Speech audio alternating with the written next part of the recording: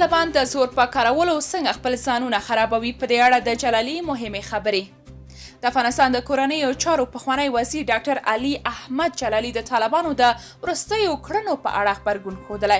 نوموړي پر خپل فیسبوک پاڼې لیکلي، ملک کې چې حاکم انحصاري ډلې غواړي خپله اراده د زور له لارې په خلکو وتپي، د خپل زوال امکان رامنځته کوي.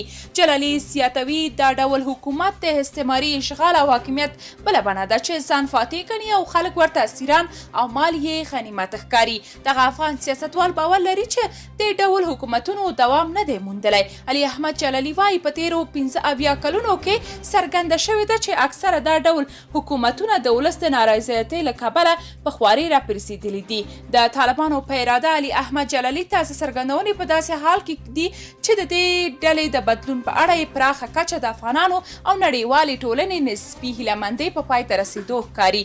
طالبانو په وروستیو کې د ځینو حیرانوونکو افراطي پرېکړو او په سر کې د نجونو له 6 ټولګي څخه د پورته ښوونځیو تر نامعلومې مودې تړلو د افغانانو او نړیوالو توند غبرګونونه پارولي دي. په همدې حال کې نړیوال له افغانستان سره د خپلو مرستو او له طالبانو سره د تعامل لړۍ کمزوري کړي دي.